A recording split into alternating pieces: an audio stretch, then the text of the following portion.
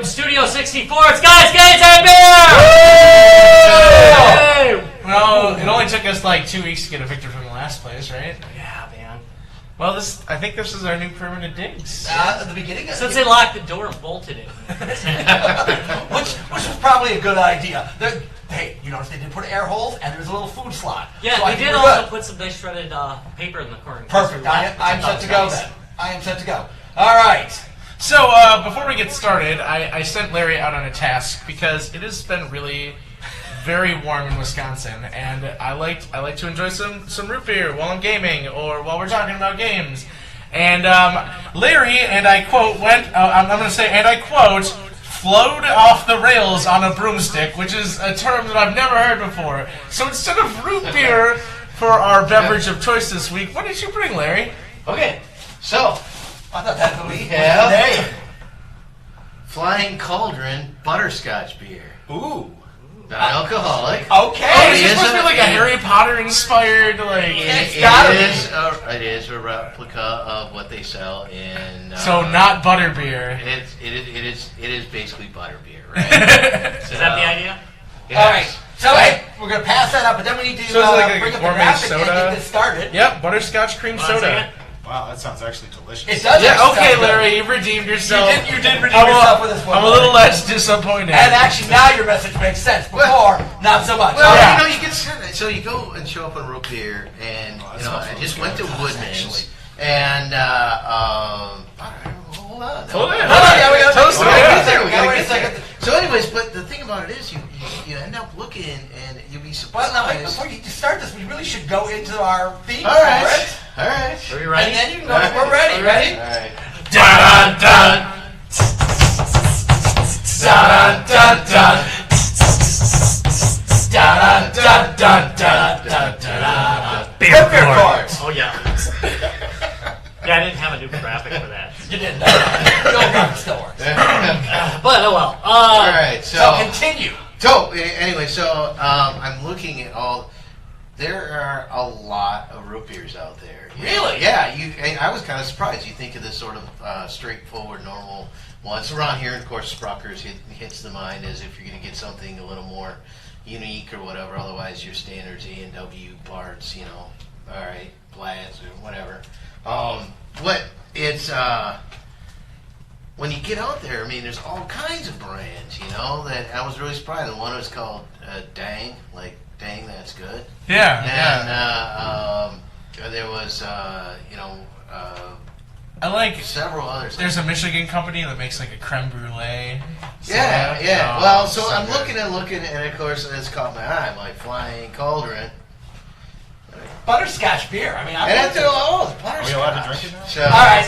Well, just real quick, I'm going to read the description. You guys can Wait. drink it. All right, let's try it. Since 1374, the Flying Cauldron has been making this magical brew for underage wizards or wizards who are young at heart and their brew pub in Hogsbreath, England. The recipe has changed little over the centuries. It is the perfect combination of spells and quality natural ingredients. Add a scoop of vanilla ice cream to create our giggle potion. Ooh. That is like good.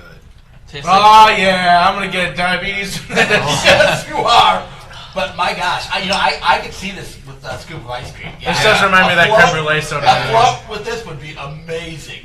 I have been warned, which is why I actually bring it in a cooler today. And I have So- been warned, though, that you got to keep it cold. That once it gets warm, It sucks. Yeah. it starts to Where become did you find this? uncomfortable taste. Woodman's. Woodman's. Oh, nice. Yeah. So again, it's by Flying Cauldron. Hey, this may be our first successful gluten-free. Yeah, gluten-free, 100% natural. Like, hey, Wow. and the ingredients aren't too bad. Like, it's pretty legit. I gotta say, this is a. Cane sugar rather than high fructose. Yeah. I mean, Color me impressed. I really like this. Yeah. All right, so I've had the butterbeer in Universal. Yeah, And other than the frosty top, this tastes very similar. yeah. All right, so wow, it could have been too bad. That was really good. Okay. All right, that is a unanimous. Butterbeer is I'm sorry, Butterscotch beer. beer we don't want to get sued. by Flying Cauldron Brewery is definitely a winner. Well, I think this brewery,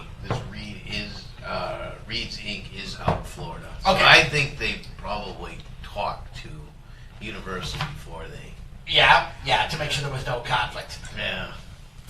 Minnesota. So, Judge Rob, pass sentence. Well, on count one of, I can absolutely say nothing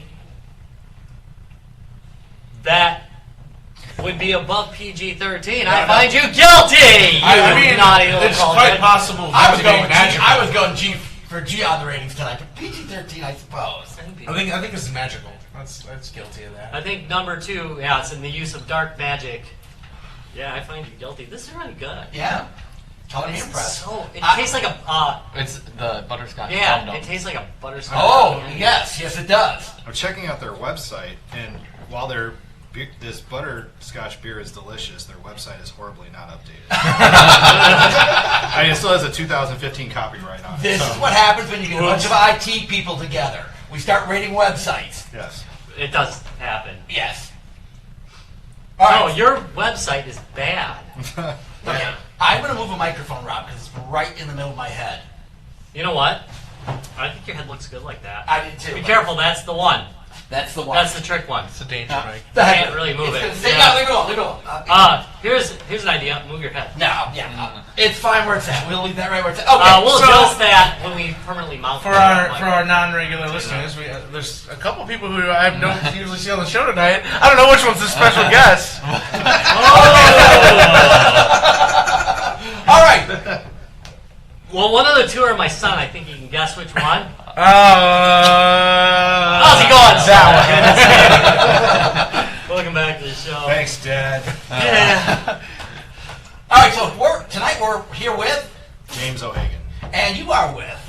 I'm with Racine Unified School District, and I also work with a group called Esports EDU. And we're here tonight to talk about esports EDU. This is something kind of interesting. Convenient. Well, for us, it's very convenient because this is a subject near and dear to our heart. So tell us a and little near and dear to our location. that too. Indeed. Well, that too. But tell us a little bit of what is esports EDU. Well, it's kind of hard to get into without a little bit of background in some regards, because I am not a fantastic video game player. I am actually pretty terrible at most video games, outside of things like baseball simulators and SimCity. I mean, I'm a very awful first-person shooter player. Strategy games take too long for me to want to play because they take too long to set up everything. I'm more one of those people who likes to rush in and just be target practice or whatever. But what we're looking at here is an opportunity where kids are playing a lot of video games nowadays, as we know. I've got 3 of my own, and each of them play something, whether it's Minecraft or Roblox or Overwatch or even Fallout Shelter, which is like the Fallout 4 simulator, like stylized fun game thing. Manage a whole vault.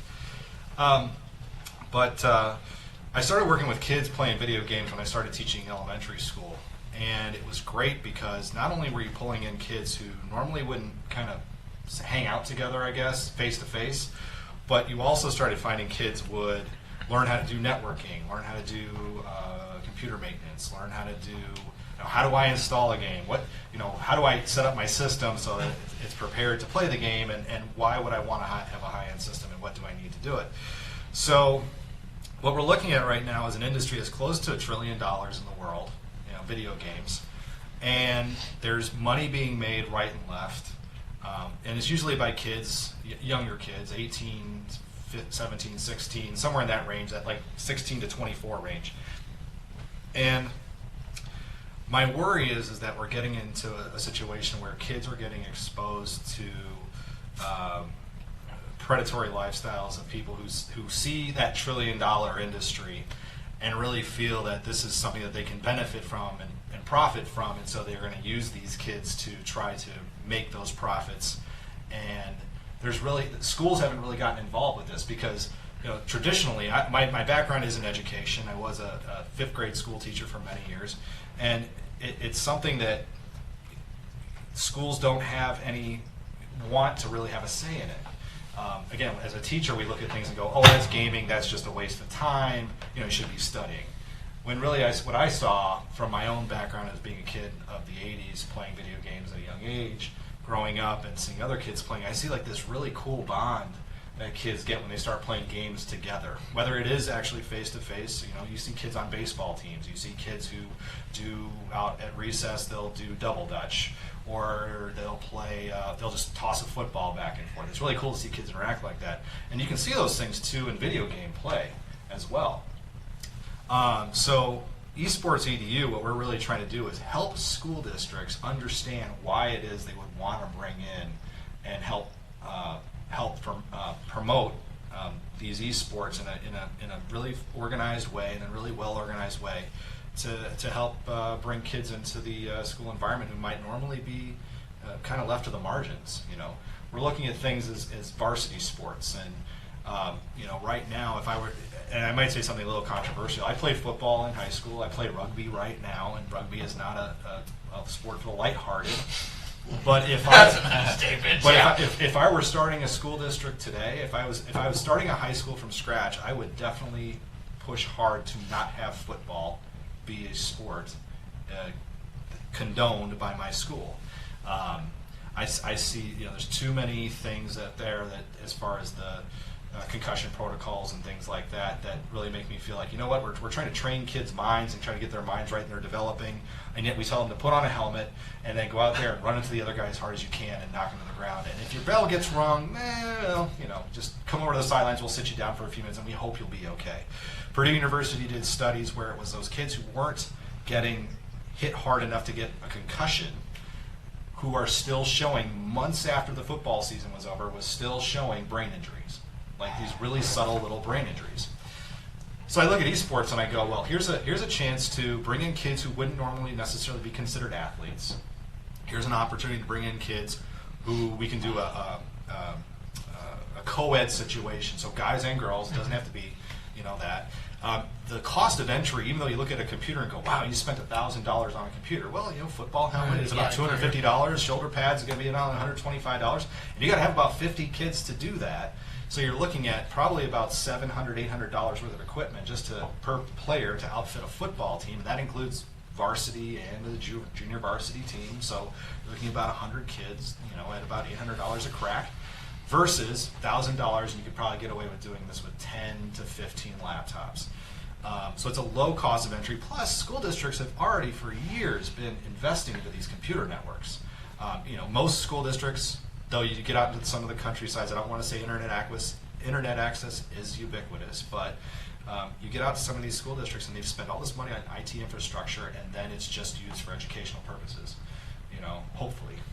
But they've got probably not. But again, some schools you don't even really need a gaming machine. You can use, for most part, some of these games. You can just use a school district desktop, and just download the game and organize your some of these bigger esports games, especially again ones you're probably into, like League of Legends and Overwatch and things. They're optimized to run on a lot of different systems. It's amazing. You can run it. Yeah, you can run it on a potato. You really can. That's a good way to say it. Yeah. But and then the beauty part is that there's you don't have to have a huge travel budget to do it, and there's no chance of a concussion. And what we've also found out, which I think it was Red Bull who was doing some studies into this, was that while yes, it is important to play the games, there's this stereotype that gamers are just people who sit in their basements for 8 hours playing games all day and never see the sun and never get any exercise. Hey, Joe, have you seen the sun? Not a long time.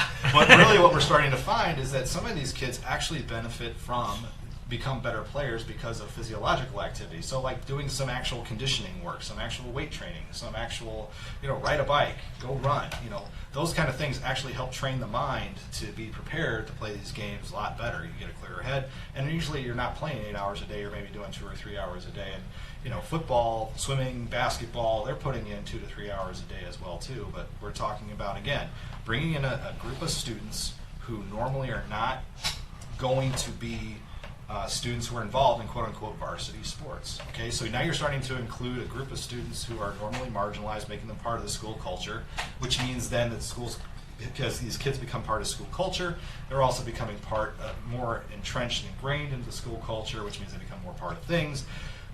Couple that with the idea that maybe their parents then become athletic boosters. These parents who normally would not be involved in the school before are now becoming part of the athletic booster culture. And then there's the scholarships. You know, we're talking $41 million worth of scholarships sitting out there right now at the collegiate level for students. A couple months ago, maybe about a month and a half ago, Robert Morris University just had a tournament where they invited high school teams from all around the area, around Chicago. So going out, I believe, all the way out to Rockford. North, they had some teams coming from Wisconsin. In Racine, our own Walden school went down there and competed. Walden got smashed, but That's okay. They were there. They were there. But what the kids, it was a couple of things. Kids figured out, okay, this is the level of competition we need to be at. The coach was there saying, okay, this is the level of organization we have to have. And Robert Morris University got to meet a bunch of these kids and go, are these kids would be good Robert Morris University kids for us? Now, they spent $160,000 on their esports arena, as you would call it. But you go out to University of California in Irvine, they spent $25 million on an esports arena. You know, I look here in the city of Racine. I was even having a conversation with Ted Ballantyne, whose son is starting. We had found a reason for our arena. Not that arena. Well, here's something. You know, I drive around Racine, and we've got a lot of great places that we could have esports tournaments. And the one I keep coming back to, and I drive past it all the time, and I go, God, that would be a great arena, is the Golden Rondell at SC Johnson. Oh my It's- God! No, that would be amazing. It's got this beautiful gold structure. It was something from the World's Fair, so it's got kind of that futuristic sort of look. For Yeah, people it's- not in the area, yeah, it looks it's like like a a giant gold Flying UFO. saucer, yeah. So it's a Frank Lloyd Wright building. It was built for the World's Fair, and then the Johnson's company purchased it and had it moved on to their property. So it's No, it was part of the SC Johnson Exhibit, yeah. exhibit at the Yeah. World's Fair. So they had it actually taken apart and then reassembled here at their world headquarters. So it, like you said, It's currently like a theater. yeah, it is. But it would be the inside would be very cool for an esports type event. Yeah, it's something that there's a lot of different ways that esports can connect and grow a community, and you know, people again just see video games and it starts getting those stereotypes going. And I hear esports, and again the scholarship money, like I said, $41 million. Universities are starting to put big money into this. The Pac-12 is getting involved in this heavily, and this is we're not talking about a club. We're talking about a varsity level sport, and the kids who will get involved at a quality varsity level sport. When I say varsity level, I mean the school sanctions this as much as football, as much as basketball. Team shirts. It's like uniforms. Yeah, uniform shirts. Club, an actual schedule. This isn't just getting together and playing a bunch of games and then going home. This is like, okay, we're going to have practice from this time to this time and this time to this time. And those kids who are participating in those quality programs, those quality varsity sports, 100% are going to college. Those are those. If you have just a club, even if you're just doing a low-level club where it is kind of It's like great that, it's great for kids that age. It's It still really getting is. kids to the clubs, but it's Again, I went to Walden right before some of the esports stuff started. And I wasn't into traditional sports, so things I did was speech forensics and academic decathlon, and if it wasn't for those things were very formative to me as somebody who didn't socialize well. Again, I played a lot of video games, and we had Smash Brothers tournaments and lunchrooms over high school. But if it wasn't for getting together with like-minded people and being able to kind of talk shop and learn how to converse and work together as a team to accomplish a shared goal, my future probably would have turned out a lot different. So it's having that stuff that it kind of includes people who might not be interested in traditional athletics. And again, esports is huge. Gaming is huge. There's 2 million plus who watched League of Legends championship last year. Oh, it was way more than Yeah, more than so it's it was second only to the Super Bowl. Exactly. So it's you get a lot. It's a big thing. It's just it's just developing though. So it's really kind of getting out on the ground floor and kind of figuring out how to be a part of it. I think we're back on. Okay. Let me ask you this: you brought up Walden, and you were a Walden student. What for people? Because this is important. Describe Walden. What Walden? So again, Walden was is an alternative magnet school. So it's when I went there was a high school with kind of a lot of college vibes. Again, we were pretty self-driven to kind of find our own interests. I did things kind of started a green school initiative in my high school years, which was a lot of fun. We were kind of challenged to kind of find our own. It's the walk of a beat of a different drummer. It was based on Henry Thoreau's Walden. And it was a very unique way to approach high school, for sure. And again, it kind of had its own hippie vibe to it. Oh, very much so. Back in the 2000s, but The reason I ask is because this is very key to why when I got here, I helped get a team started in Rockford when I was there. We got one team started. Well, actually, it was two teams at one high school in Rockford, Illinois, at Guilford High School. Within a year, it went from one high school with 2 teams, to 7 high schools. Okay, in 1 year. And this wasn't anything more than a passing conversation that I had with an assistant superintendent who said, I saw people playing video games, that they were actually like, there's this like whole esports thing. And I go, oh gosh, somebody's actually said Paying something attention, that's like a trigger word for me. It's like something I wanted to do. And it's somebody who has the power to direct funds and money into something like this. And luckily when I was in Rockford, I had this really cool district athletic director who, Matt Parker, he's still the athletic director at Rockford Public Schools, and he really believed in expanding scholarship opportunities for kids and varsity opportunities for kids. He's not like your typical jock kind of athletic director. He was a guy who said, how do we get more kids involved in schools? Because again, the more kids you get involved in your schools, the better your academic performance is going to be. So again, it went from one high school to, it was the 4 comprehensive traditional high schools plus 3 private high schools basically got their teams together within a year. Fast forward to Racine, and I get here, and we don't have a centralized athletic director, so there's not somebody I can talk to here necessarily. But Walden was intriguing because Walden does not have a sports culture, if you could say. no, our school mascot is a walnut. Is a walnut. That is how big of a joke. Like traditional sports, everybody who actually plays sports, like your traditional basketball, football, they'll go to other schools to play. Right. Yeah. So I went to Rob Kreil, who's the principal, and I said, how can we? There was this opportunity, a grant opportunity in the school district, and I said, let's develop like the first varsity team at Walden that is like considered an athletic thing. And so the esports team was born out of a grant proposal idea that we had. We put all the work together, and I've got the grant proposal for anybody who wants to take a look at it. But it was something where it was like, let's develop a varsity culture or start that at Walden, something that's a truly Right down to identity. letters and everything. What? Oh Yeah, yeah, right I mean, if they down want to the do, yeah. I mean, I got a letter for speech, man. I grew up in San Francisco, partly in the San Francisco area, but I was in high school. People play badminton, and I mean, it was like, you would think like, oh, badminton. No, go walk into a gym where they got badminton practice going on, and those people are hardcore. I mean, I'm getting out of the way of this thing because it's way too violent for me. So, go ahead. so as a varsity level sport though, have these traditionally been no cut, or is it limited to 15 kids and best kids make it and tryouts? Yeah, I suppose got to tryouts and so on. Well, the structures vary. One time I was a chess coach, and a lot of these games I see is like, especially when we're talking about the game League of Legends, I see that as 5-on-5 chess because there's strategy involved. I mean, there's a lot. It's like always moving, constantly moving strategy. When you pick a player, I pick a player that complements you, and then my teammate over here picks one the counter pick, and then you're going, okay, well, I'm going to pick one to counterand you.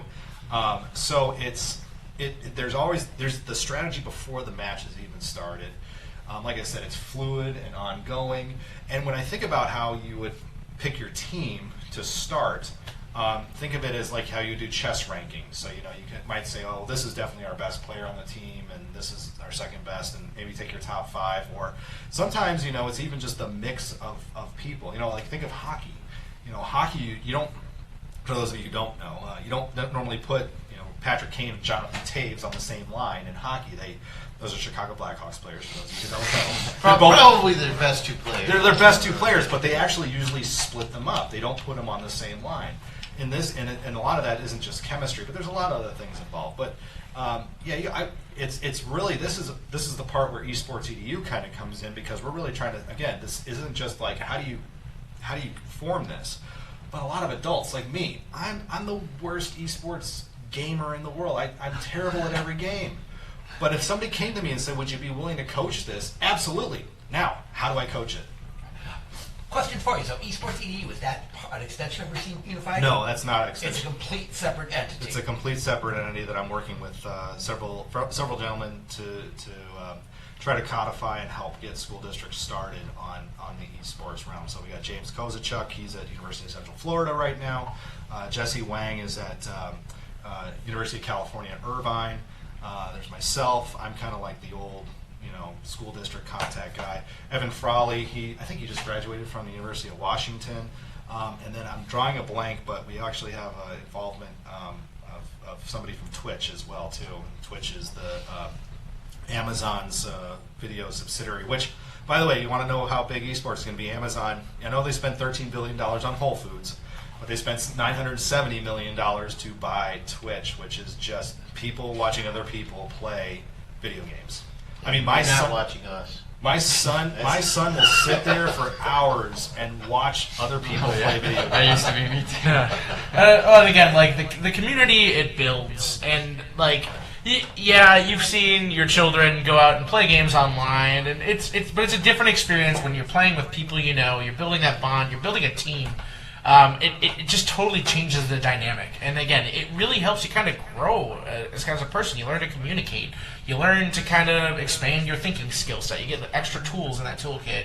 And again, there's just something totally different playing face to face with people than online. It really teaches good sportsmanship. Yeah, it teaches. I was thinking even if okay, maybe I think ideally the teams would be in the room.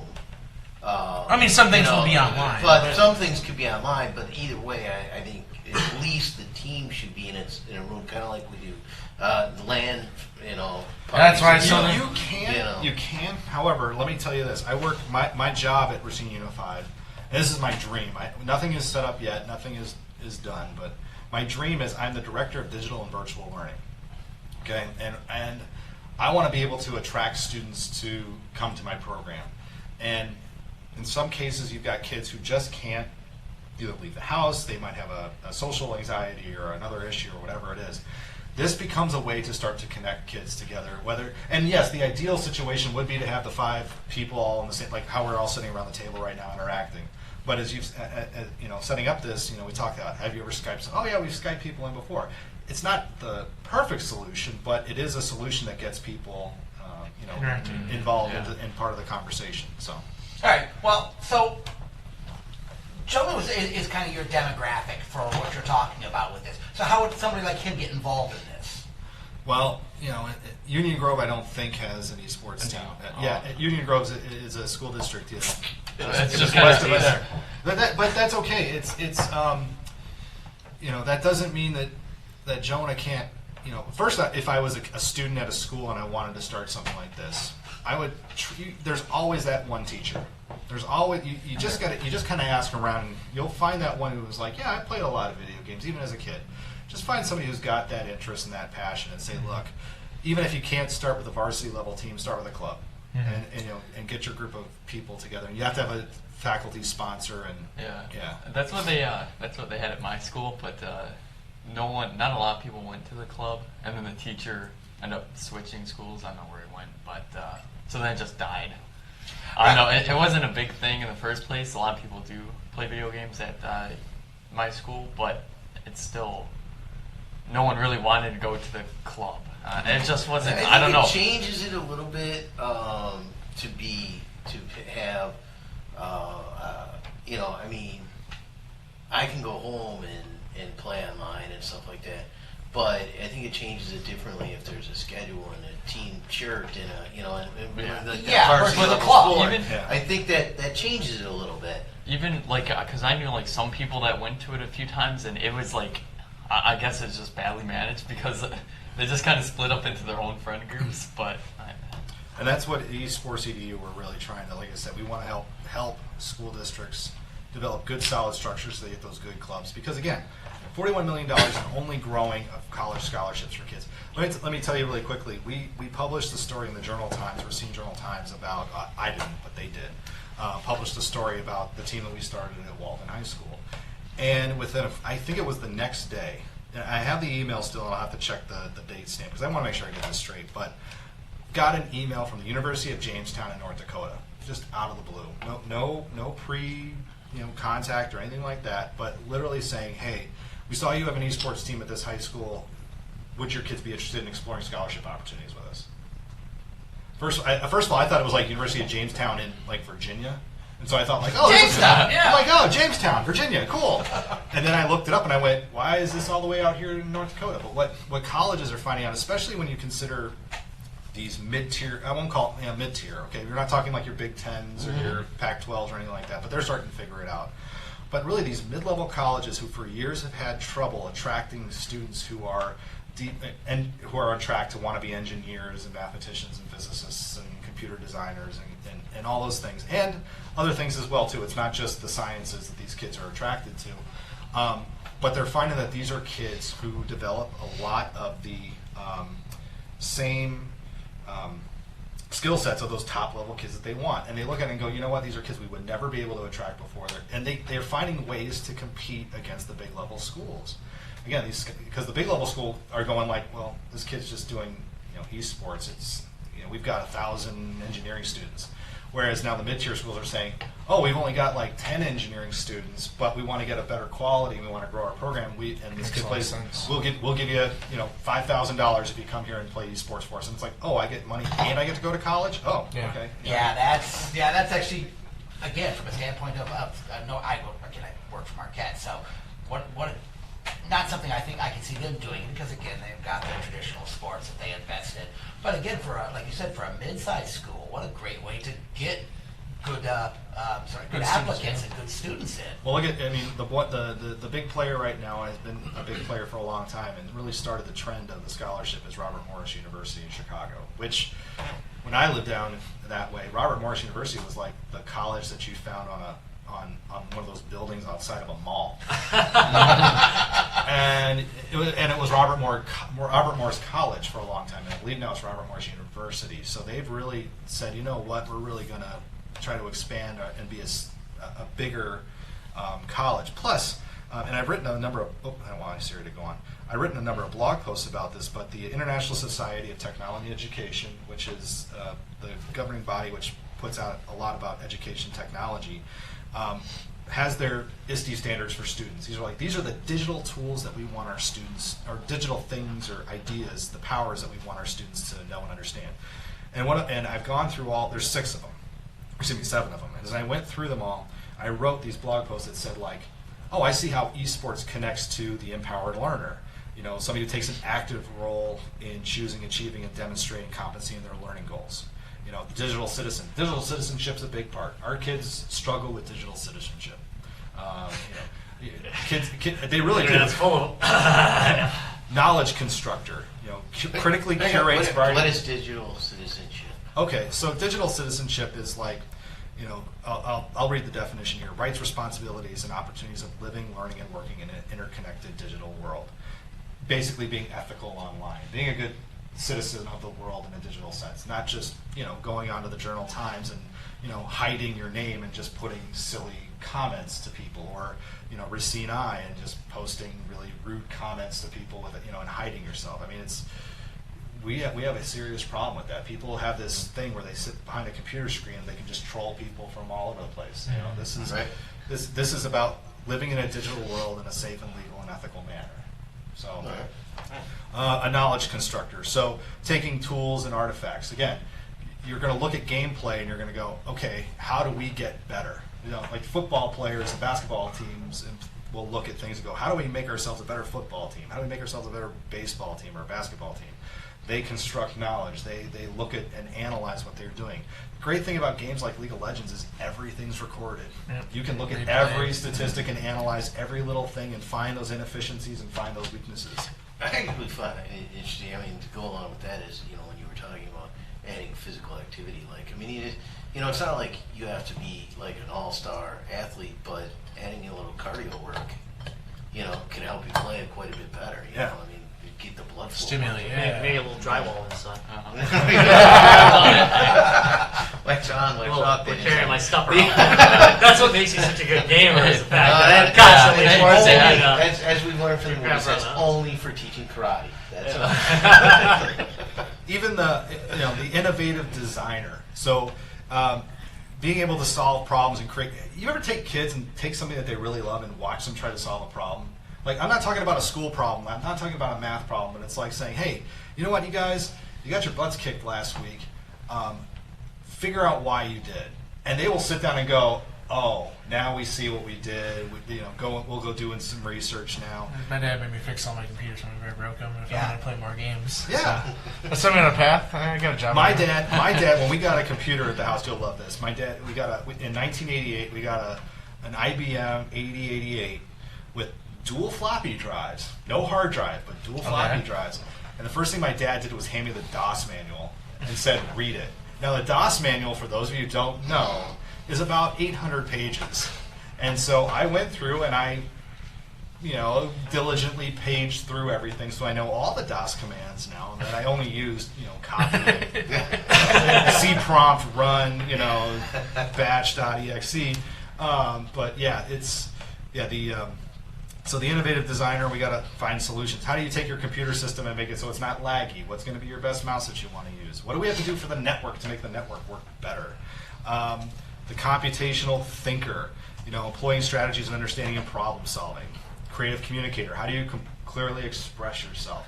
So how do you as a team of 5, It's a big doubt. Yeah. how do you as a team of 5-on-5, because if you've ever watched one of these League of Legends matches, these 5 people aren't just playing a game, they are constantly in communication. They are looking at a small map in the corner and where they are at in relation to that and saying, hey, we have to figure out the strategy. We're behind in points, how are we going to get caught up? Those kind of things. And then the global collaborator, this is the best part. When you're playing an esports match against somebody, and as we said, you want to have those 5 people in the room, but your other team could be halfway across the world, the team that you're playing against. You're collaborating and playing a game against another group of kids in Canada, Texas, Brazil, Europe, China. It could be, think about that. We're not just playing football from the team next door, next town over. We are playing against a worldwide competition. Yeah, it can really open a lot of doors to who you communicate with, which is pretty cool. And universal understanding. I mean, if you said to me, hey, who are you playing? We're playing a team in Pakistan. It's like, well, Pakistan? They have internet? It's like, yeah, they have it. And then you're finding out a little bit about the culture, and, if you get your butt kicked, that's okay. It's, you're proud to say, yeah, we played a team from Pakistan, and they whooped us. Yeah, it's always great to, again, different countries will have different styles that they have to way to play games. Again, you'll get totally different, unique styles to each and every game and against every team you play, which is kind of cool to kind of see. And the United States is really behind in this, too. China and Europe, South Korea. South Korea is kind of like I guess you could say South Korea is the birthplace of esports as a thing. They put a lot of dedication and money and for a long time. Lives. For a long time, StarCraft was the game of choice in South Korea. In fact, the joke was if ever a war broke out between North and South Korea would win if they got the build order correct. So it's that's where it really started. And they were filling up arenas to watch people play StarCraft for a very long time, which is great. But again, the United States is really behind in this. So there's, like I said, there's tremendous opportunity. And the schools need to get involved with this, kind of like how back in the early 1900s, it was like Harvard and Yale and Teddy Roosevelt got together and said, we have to come up with rules for football, and we have to come up with an organizational strategy, and we have to come up with the rules, and we have to protect, because people are out there playing football, and guess what, guys, the sport's too violent. People are getting killed playing it. Some rules are different elsewhere. We have to figure out how this is actually going to work, because I like this game and we want to make it work well. Schools need to get involved with this as well, too, to help our students get involved. Because it's protect the happening kids. whether they like it or not. These kids are already playing the games. Yeah. I mean, they're already playing the games. More people are playing League of Legends every month right now than there are people in France. I mean, it's like a country of kids playing, a very large country of kids playing this game across the world. Those top 5 games you encourage in your esports library, let's say. The one for me that's the gateway, because it's the easiest one to get at, is League of Legends. It's by Riot Games. It's free to download, runs on Mac or PC. They don't have a tablet version of it. But that one, and people go, well, how do they make their money? Well, they make their money off of upgrades and other things like that. But for you can buy certain things, Cosmetics. yeah, cosmetics and skins and stuff for your players. But if you're going to run a high school esports team, you don't have to have any of those things. Another one would be Overwatch. Now, Overwatch is a now some people is a little controversial, I guess, and I'll tell you, even League of Legends is a little controversial because it is a attacking game. This isn't chess is an attacking game, but football is also an attacking game where we ask kids to hit each other. And get head injuries. And they're wearing pads and stuff, but they still hit each other. But the nice thing about a game like League of Legends is that when your player is quote unquote killed on the battlefield, you are regenerated back and you go back out on the field again. And it's not violent. It's not uber violent. It's stylized. It's cartoony. It's cartoony. Now Overwatch, you get into a little bit of can make some board members very uncomfortable because it is considered a first-person shooter, and there's some people who have some very sensitive tendencies about that. But again, it's more of a cartoony sort of thing on it.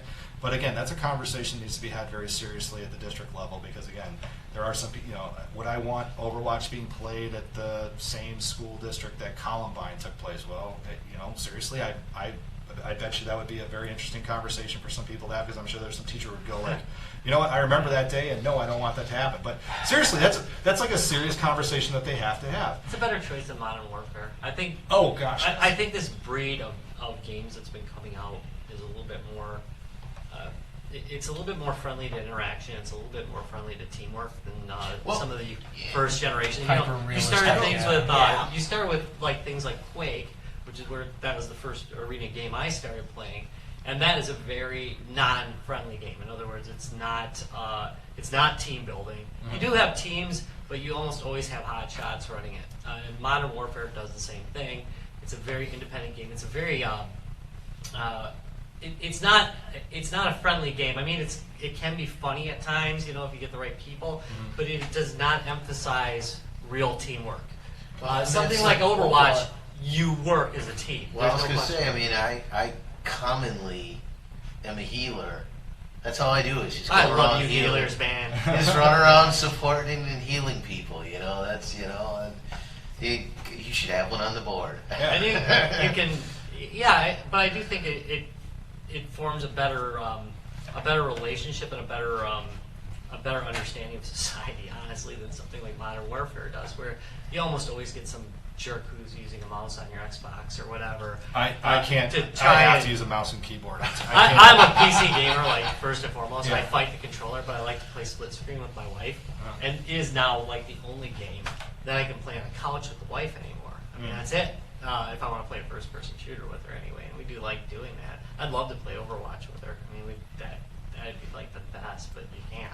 My 8-year-old got into my Overwatch account, and he started to figure out how to play, but of course then my stats really went. I mean, I thought my stats were bad before, but then your 8-year-old gets it, I'm like, wow, why is my accuracy rate so low? Oh, Sean's been playing. Okay, but you asked about other games. You can now download actually free of charge, and this is also a great way for people to get into the team sort of building, is StarCraft 1. The original StarCraft is now free to download from Blizzard Games, which again, that's the one where it was like, okay, I could see this being the grandpappy. Yeah, this really is of esports. It really is. And then actually, oddly enough, and this is more for the middle school group, but get kids involved playing Minecraft together. I know a lot of programs use that because it develops a lot of critical thinking skills, and there's, again, you can do cooperative modes on that. You can just do build modes on that. It's a good one for that age group, I think. Watching my 3 kids, their ages 13, 11, and 9, and 2 boys and a girl, and just watching them play Minecraft together. It's like, you build this, and why did you take this out of the box, and why did you put this? I mean, there's a lot of communication, but it's like that collaboration is taking place right there, and it's non-violent. It's more like just we're playing together, and here's the thing. Well, we had a thing with Joey. His friend Joey blew up half the map. Oh, he blew the top off the It was mountain. funny. It was pretty cool. well, and here's the thing here's the thing about digital citizenship too, and talking about trolls and people who hide behind anonymity all the time, but. I think the country of Denmark created a Minecraft server and recreated the entire country of Denmark on Minecraft. And then some Americans found out about it, and they went in and they put pro-USA things like all over Denmark. So they took this beautiful, like, it took forever to construct, I'm sure, a map of Denmark, and just basically like planted an American flag everywhere that they possibly could. Griefers suck. So We were not griefing, however. It was on our own server. So. so it's but it's amazing. I didn't even know about Minecraft for the longest time. I was working in a little town called Forreston, Illinois. Google it, map it, you will miss it, even if you put, like the arrow drops on you. Like, is there really something there? Yes, there's really something there. It's southwest of Rockford, about 40 minutes. And we Welcome signing goodbyes on the same sign. pretty much, yeah. We did an iPad program 1-to-1 down there, and that was and one of the things to get me to go from beautiful Deerfield, Illinois, all the way out to Forreston, Illinois, was I said, I want to make sure that the kids have ownership over these devices. I don't want it to be something that's so locked down that they can't put their own things on. And understand, in Forreston, Illinois, again, internet access is not ubiquitous. So these kids who are living in these we talk about the poverty levels in our cities and access to things. Go out to the countryside, and you'll see really where there's a lot, not just poverty, but you don't have bus systems. You don't have running water. You don't have gas, heat. You've got kids who hunt for sustenance and things like that. And you look at it and go, well, this is close to big cities. It's like, yeah, but they're here. But these kids were using the school network. They were getting there at like 6:45 in the morning. And I'd sit outside watching these kids, and there's like always groups of like 4 and 5 guys just kind of sitting around, boys, girls, whatever. And I went up to them like right a couple weeks after the iPad program started, and I go, what are you guys doing? And they're like, we're playing Minecraft. And I'm like, what the heck is that? And first of all, if I had locked down those devices, kids would have not put Minecraft on there. So I went in and I ran a report. And the report I generated showed me what apps are on how many devices. 99% out of the 650 iPads that we had Minecraft installed. 99%. Now these kids had figured out how to share, because it was like, I think at the time it was like $5. So like a couple of kids had bought it, and then were taking their Apple user IDs and putting it on other devices and then downloading it to those. So there were some kids who were going, I can't update this. Like, oh, okay, well. But what was cool was that they were creating games. They were playing games together in this Minecraft world. And then teachers started to figure out, like, oh, we could leverage this. So like we had kids who, built a Roman Colosseum. But what was cool is kids walked through it and said, well, you built the outside and you built everything on the above level, but then we didn't build anything down. So these other kids said, we'll help you build the lower levels. So they're going in and helping build these lower levels. I mean, it was really kind of a cool thing. But like the gaming aspect of it was like just a great entryway to getting kids into that online collaboration, that digital citizenship, that critical knowledge creator. I mean, it's fantastic. I agree.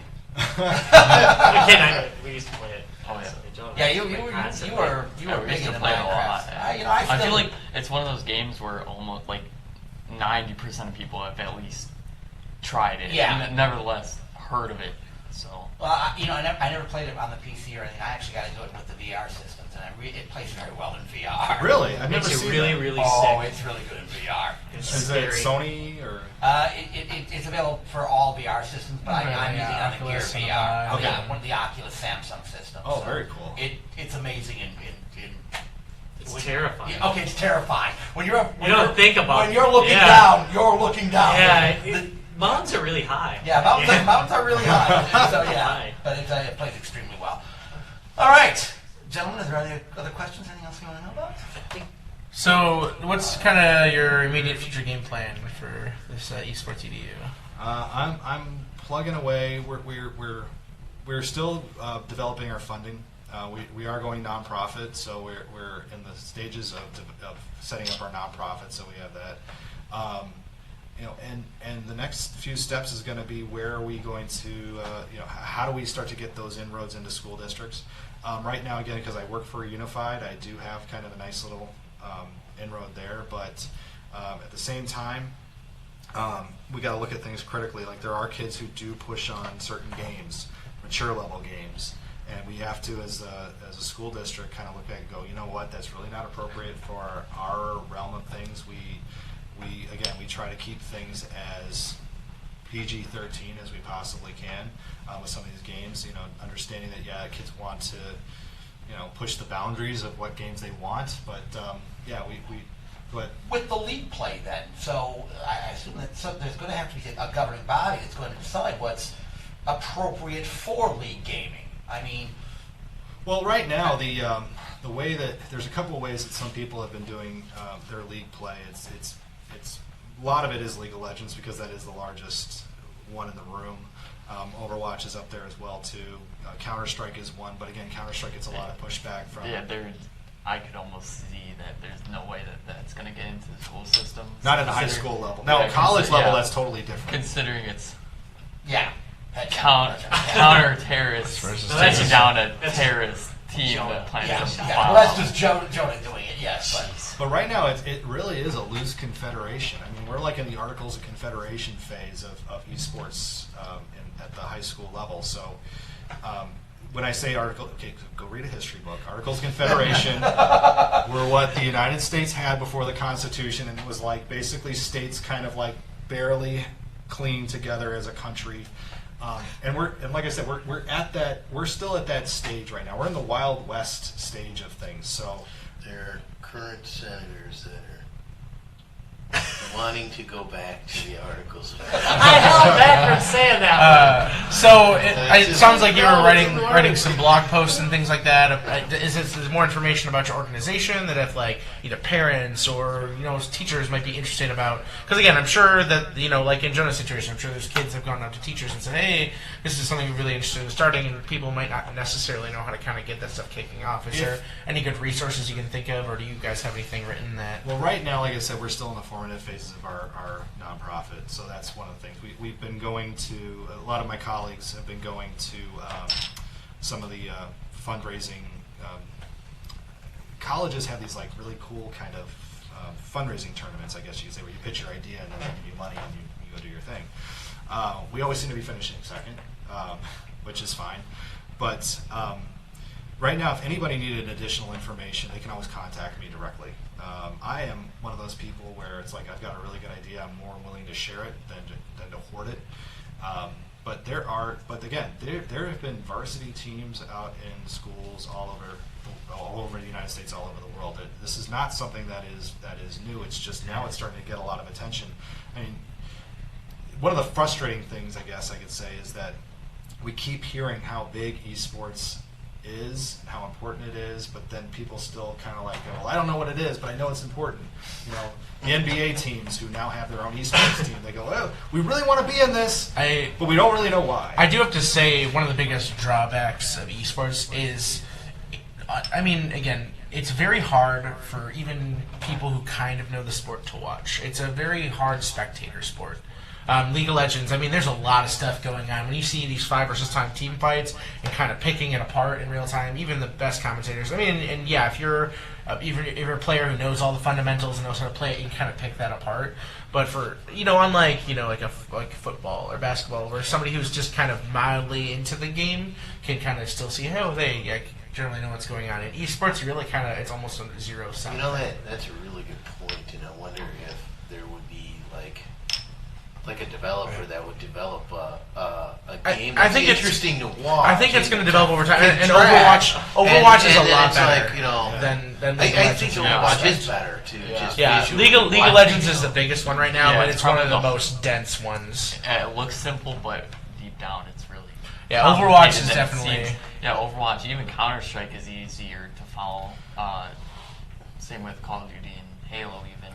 I put it this way. I actually think football is an American, I will say. Football is pretty easy for us to watch. I mean, it's one of those sports that's kind of ingrained in our culture. But I also play rugby, and people watch rugby for the first time, they go, they have no clue what's going. Why is that guy carrying the ball, and why doesn't he just throw it? Why did they kick it away? There's so many different things, and I've played rugby now for many, many years, and I'm convinced if more Americans watched rugby, they would think football is terribly boring. Okay, so I think that while League of Legends is very dense. It is one of those things that you just have to sit down and not just watch it once. You've got to, unfortunately, you've got to watch it a few times. Whereas basketball, it's put the ball in the hoop, and it's actually a very simple sport. It's just put the ball in the hoop and don't run around with the ball. You got to dribble it, you can pass it and throw it. Baseball, it's run, it's catch, it's throw, it's hit. Football, it's the play stops, everybody resets. And then you wait 10 minutes for a timeout, and then there's also the kickoff, and then you got to wait another few minutes for commercial. I mean, it's like rugby. It's like 80 straight minutes, and there's only a 10-minute break in the middle. But I'm convinced if more people watch it, and you really got to sit down and really just do it. And the time you want to probably watch it is when it is the League of Legends Championships every year. I mean, in the United States, this was the first time we hosted it here, and it was in San Francisco, Chicago, New York, and Los Angeles. And I don't mean it was in some little club. It was in the Bill Graham Center in San Francisco. It was at the Chicago Theater in Chicago. It was at Madison Square Garden in New York, and it was at the Staples Center in Los Angeles. And those places sold out in minutes. But did they? I actually have not watched one. They start off with okay, there's